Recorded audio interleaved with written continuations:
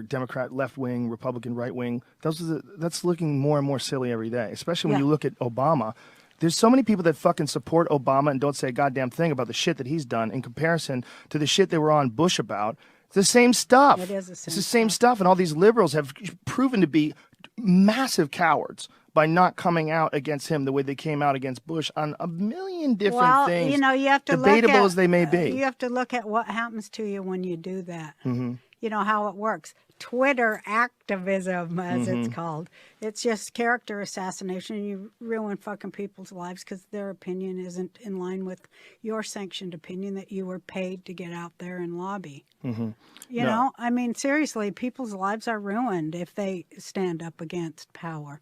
Let's not forget that. Oh, for sure. I'm for like solving solutions, and one of my suggestions is a debt jubilee, and that is to ask the bankers of the Fed, who control everything in this country, and are in cahoots with those who control everything in the world, to look at the idea of debt forgiveness, and especially as it pertains to student loan debt.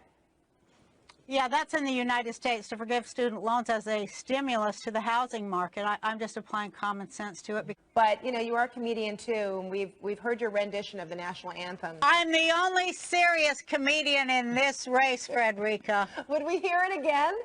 Seriously? Would you hear what? The national anthem. Oh, my God. Your rendition. That out. You know what? I'm going to speak to that if you'll let me do that. Now, I updated that on my Roseanne's Nuts cable show, and people have come up to me since then to say they loved my second rendition. You know what? I think the lesson here is people make mistakes, and then they, you know, after they've apologized 9,000 times, they should be forgiven, and it should be forgotten. And you can, again, stop and start over again and do things better, which I indeed did in my second rendition. I'm very proud of it. My grandson was with me. Oh. I sounded real good, and I encourage everybody to go over there on YouTube and see me sing in a real respectful version. Oh, okay, because we do have a rendition. Is this going to be the rendition number 1 or rendition number 2, people? Number 2 is the better Okay, number 2, let's hear it. I like to be remembered. Oh, say, can you see by the dawn's early light what so proudly we hailed at the twilight's last gleaming? I like it. That's beautiful. And that's a hard song to sing. Well, I like the idea that you can get better over the years if you try and you practice. You can get better. Agreed. Practice makes perfect.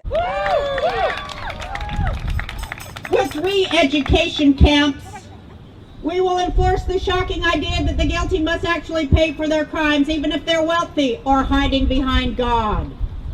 It is important for children to see the guilty leaders punished. Am I right, children? Yeah. It is important for children to see guilty leaders punished. Otherwise, they grow up thinking it's okay to rob and hurt others, and that you can get away with it simply because you are rich.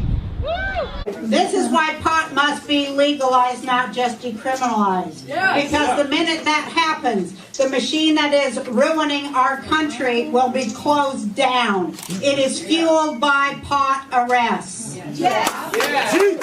6 in 10 prisoners in jail are there for pot in America. Yeah. And they are there largely due to racial profiling, which helps government arrest young males in poor neighborhoods at the height of their strength, where they can be brutalized and used as prison labor and get paid 22 cents an hour. Right. 90% of all the house paint sold in America was manufactured by prison labor in America. Whoa. America's new manufacturing base, ladies and gentlemen. I do have faith that now that white middle-class teenagers are going to be going to prison for pot, and not just darker-skinned working-class kids, that America will wake up and see that giving its kids a choice between war and prison, if they are poor, is not really a choice at all.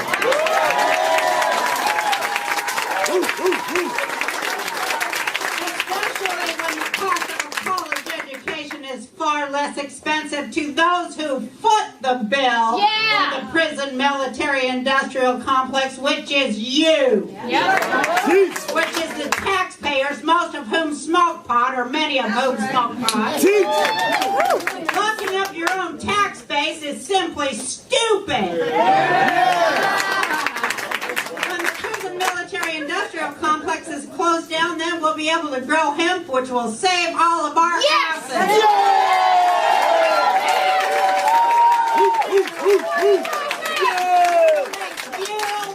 We will make shelter, fuel, food, and a whole bunch of other stuff for pennies. Automobiles!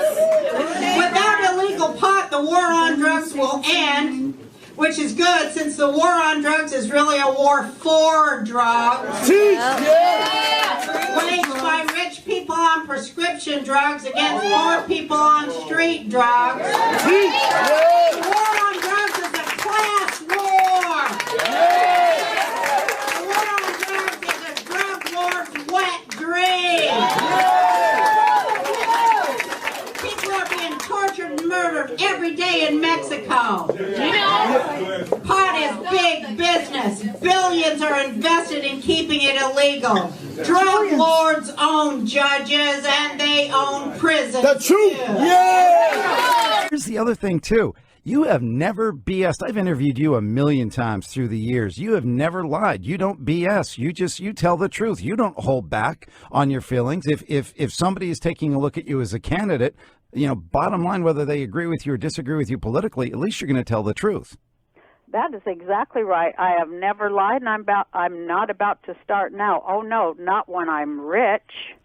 I won't start lying when I'm rich. Geez, that's my ticket to tell even more truth. I've been rewarded for that.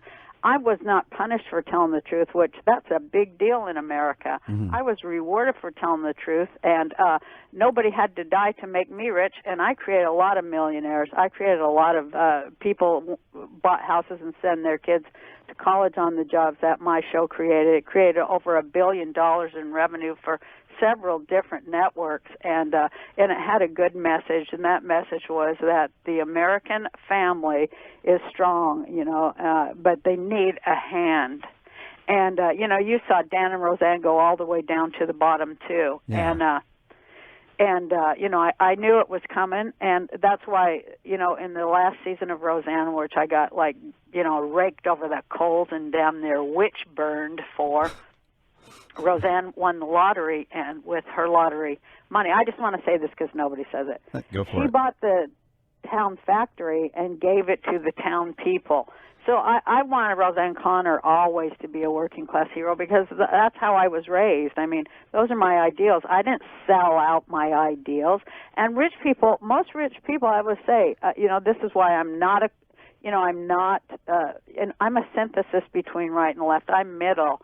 I think that regulated stock markets, since they're an instrument, I think they could be fixed and the instrument could be applied correctly, and we could make 10 billion times the money we're making right now by doing the right thing at the right time for the right reason, and that is a very pro-American message.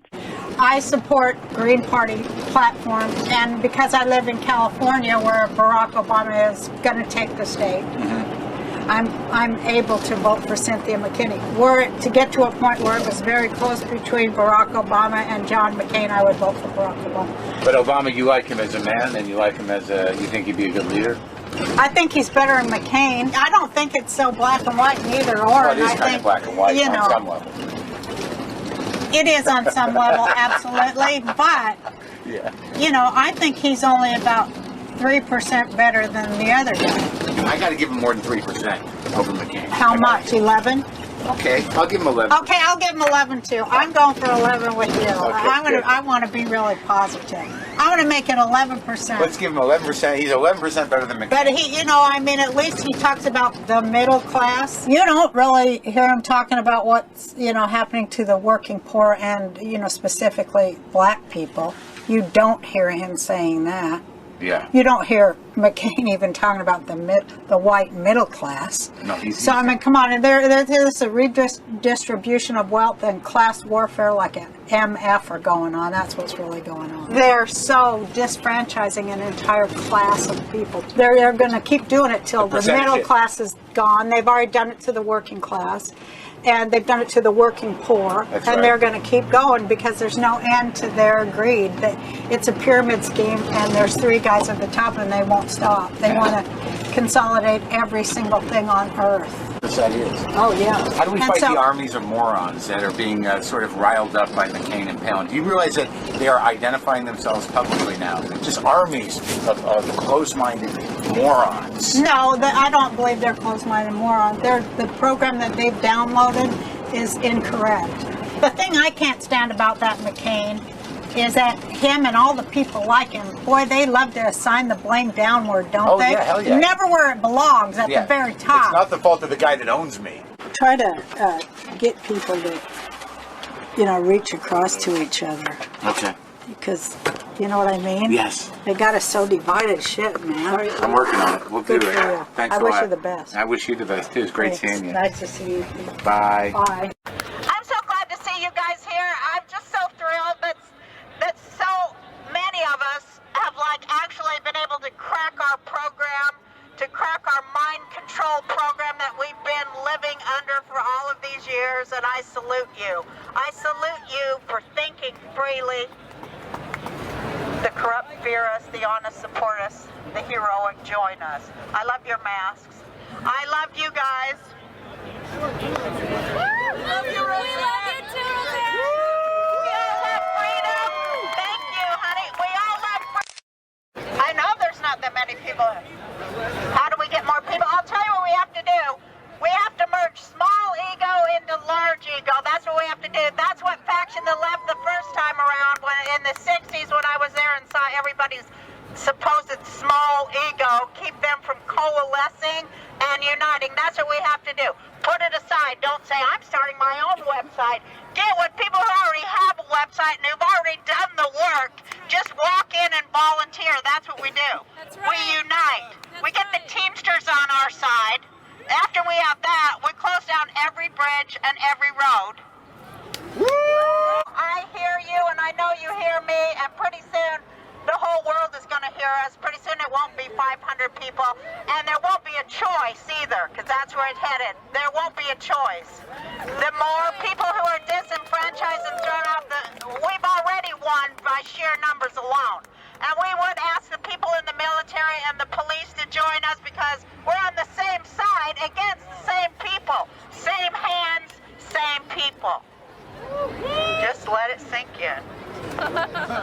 Yes, the same things matter after all these years, baby boomers and baby boomers kids, and those things are peace. We want an end to all the goddamn wars. We want a goddamn war on war. I speak my mind and I speak what I consider to be the truth, and if I'm wrong, you know what? I listen and apologize if I'm fucking wrong. In the spirit of American ingenuity and do-it-yourselfness, why don't we just tell the Federal Reserve to print out some more money and pay themselves off on our behalf? We'd be forever indebted to them without actually being forever indebted to them, if you get my meaning. Oh, they'll still be filthy rich and connected. Let's take a look at their partners and patrons over on Wall Street. Wall Street. I went there. I went to Occupy Wall Street the very first day. I rushed there because I was like, "Man, it's coming!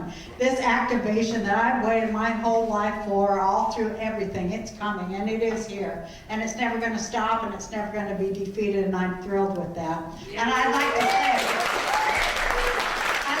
say, Mr. Obama, tear down that wall. Through. Can you believe it's been down here 4 years since we all cheered wildly at the prospect of hope and change in our country? It feels like the audacity of hope was more like the audacity of talking about hope and change. Have the poor gotten richer and the rich gotten poorer? meaningful health care reform we were promised? Is our Social Security safety net less or more shredded than it was 4 years ago? People say, Roseanne, you made a lot of money way back when your show was on. Aren't you one of the 1%? Hey, when we talk about the 1%, I want to say, no, I'm not. Because when we talk about the 1%, we're talking about that very top elite who hold real power. The power to buy politicians like John Boehner. Are they people? We'll need to revalue and reevaluate everything now that there's no hope for any of us under the huge, dying, bloated beast of unfettered capitalism. Luckily and happily, it's falling all around us, and it's not going to get back up without slavery to fuel it. That is how it works. That's why they want privatized prison for free labor. They want those labor camps. They want labor camps like Bergen-Belsen was a labor camp, which was a doorway to Auschwitz, the blueprint of the model city of the industrial masters of men. I'm not lying to you. They will not stop until you have nothing. Let it fall. Don't try to hold it up or patch it up or fix it. Just show up and witness the end of the system of slavery and be prepared to create a more just permaculture right now. I've been privy my whole life to hearing things non-Jews say about Jews, which they might not say if they knew they were speaking in front of one. During my campaign about 2012, everything I'd ever believed about the left was severely shaken, and the scales began to fall from my eyes in many ways. And I had to admit that many of those I considered comrades were naked bigots who had absolutely no interest in peace between Israel and Palestinian Arabs at all, as I did. It was shocking to realize that what I considered criticism of Israel many, many times gave way to the regular garden variety anti-Semitism that I'd heard all of my life, which is basically, you know, the code word Rothschild every time you turn around. During my campaign, which I filmed as a documentary, I became more and more afraid of what I saw gathering in the United States. I saw first Jews and African Americans divided over American Israel policy, and Jews against Jews divided too. I spoke about Israel during my campaigns for president and was frequently shouted down by leftists, so I learned, because I'm a comic, to answer the totally pre-programmed questions with a real answer that came from me and not from any centralized NGO or group. That did stop people in their tracks for a minute or two, but they would invariably return to regurgitating the talking points they were being paid or self-appointed to regurgitate. BDS is part of what I call the fake left. That peculiar left whose spokespeople are from privilege, like Ali Abunimah, whose father was the Jordanian ambassador to the UN, and Max Blumenthal, trust funder son of war profiteer Sidney Blumenthal. This left cares nothing about unions or working people, their wages, their health coverage, their fair share of the profits they work to produce, which is incidentally what the actual left lives, breathes, and fights for. This fake left of trust funders of privilege have created a profitable worldwide network to slander, threaten, blood libel Jews with the same trash used by the czars of Russia, Spanish Inquisition, Nazis, and Hamans throughout the witch-burning European Middle Ages, where hundreds of thousands, if not millions, of Jewish women and men were thought to be witches and BDS'd, then burned at the stake for the canard that we were the cause of the bubonic plague. The question I asked myself since childhood has been, why does anti-Semitism continue to exist despite its great cost to all of humanity? And I believe the answer is that it is the most profitable tactic, the greatest tool in the heist of all working people's wealth by the ruling classes, those educated sons of ambassadors, presidential advisors, those popes, imams, preachers, so-called men of God, professors, presidents, prime ministers, czars, nobles, chancellors, and royal blue-blooded pharaohs, kings, and queens. Revisionist historians of the fake left are really just the updated Holocaust deniers of the 1980s. When the far left and the far right think of freedom, both of them immediately think they need to rush to defend Nazis' right to speak in threatening condemnation of Jews, but never the other way around. Universities which allow revisionist history, and I'm speaking about America, also allow trash science, as happened in German universities under fascism. False science, false history, false narrative. The immoral and insane racist anti-Semitism of pharaohs and Führers never fades from the Jewish landscape for very long. BDS doesn't want peace, nor do they want peace negotiations.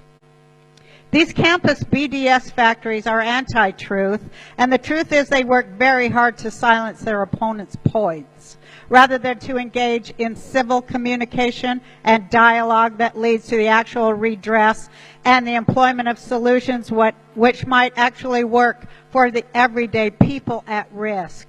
But to absolute fascists, negotiation means losing. Only by silencing the outraged opinion of those it wishes to exterminate can any fascist narrative continue to exist, because it is a lie whose center cannot hold in the threatening and inevitably victorious face of fact.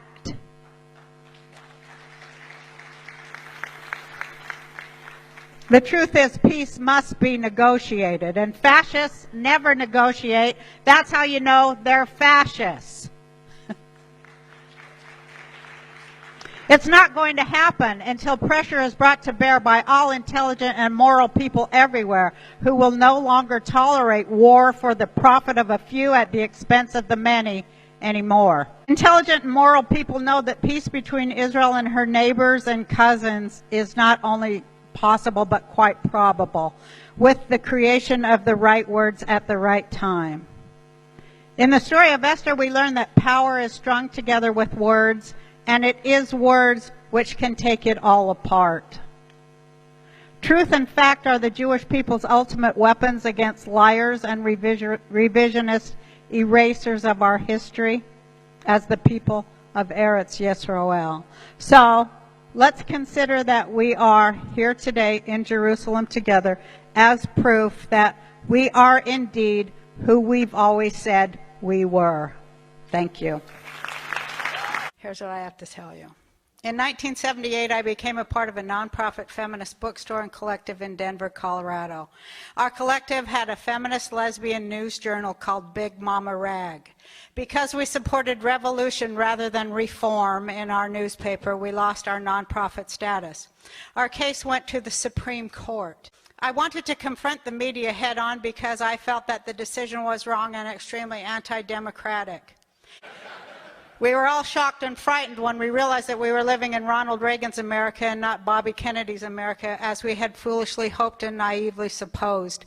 The ironic part is that this Supreme Court decision to, in effect, silence one of the main organs of the feminist movement in America, in my opinion, was the watershed case that became the slippery slope down which all freedom of the press in America slid into the deep, dark hole that brings us all here tonight.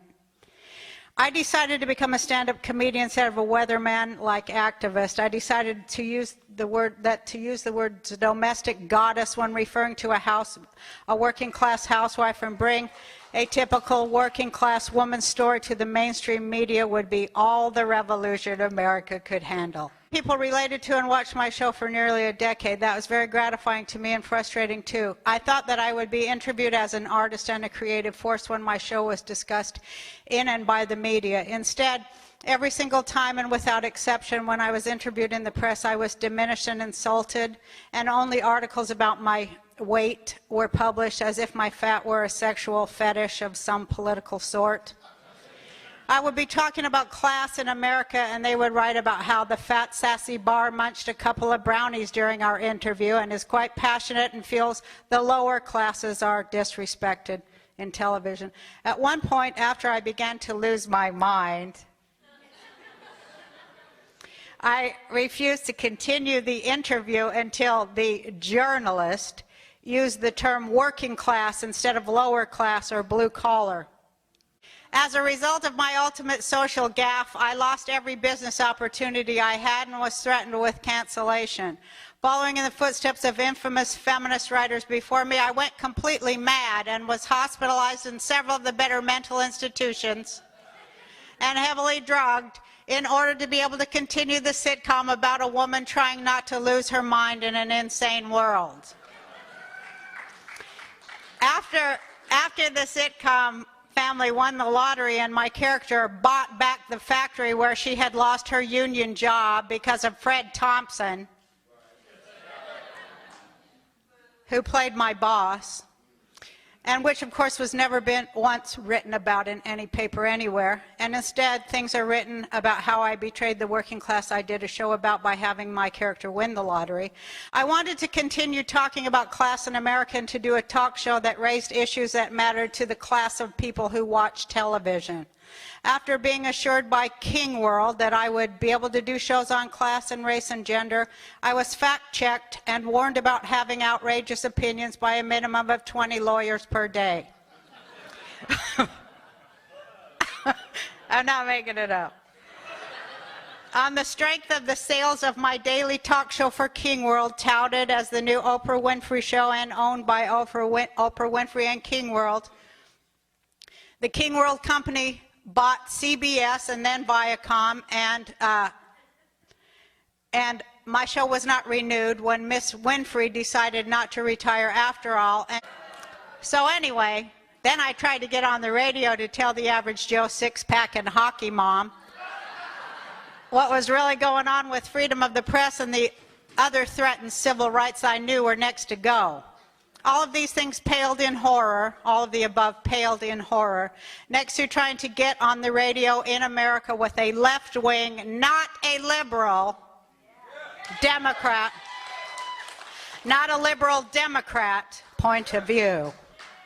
I am now paying to have use of the airwaves. I am paying to have use of the airwaves that the citizens of this country own. The bullshit named Clear Channel makes it sound like something transparently flowing and unpolluted, but in fact, it's another giant step towards totalitarianism.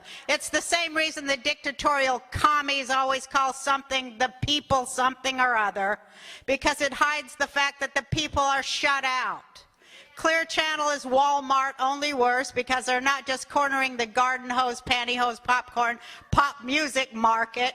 They're cornering the information market, and that means that people will only have one way to hear what's going on, and that is the very wrong rights way.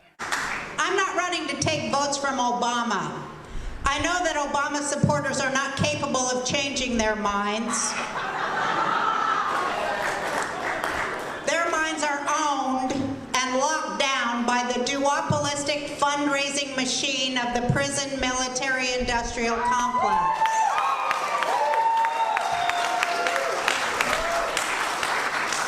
Which frightens people into activization of their fear-based mind control programming.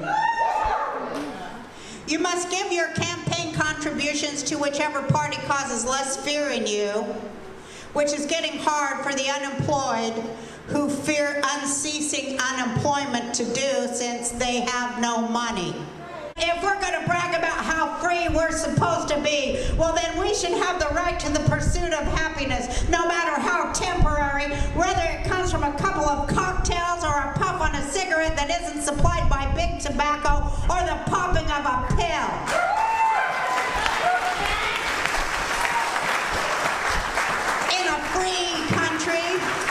If you become a nuisance, well, that's what public intoxication laws are for.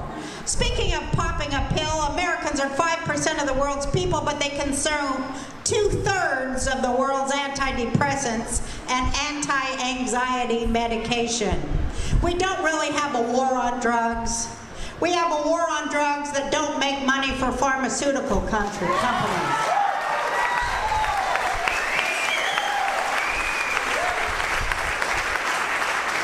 Or as I've been putting it for years, the war on drugs is a war on poor people.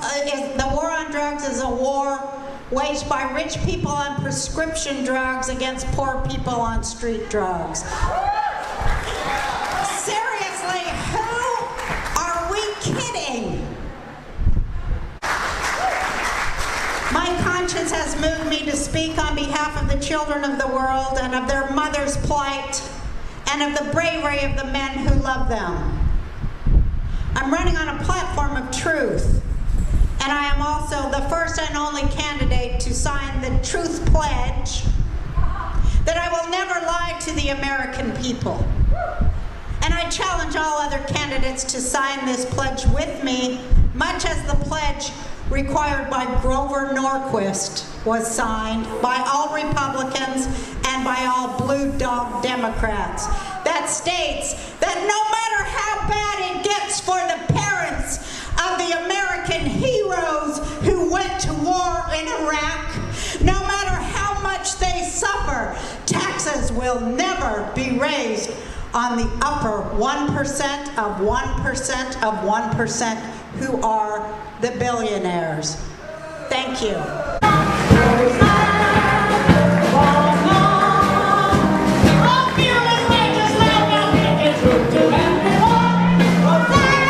We have forums in the back.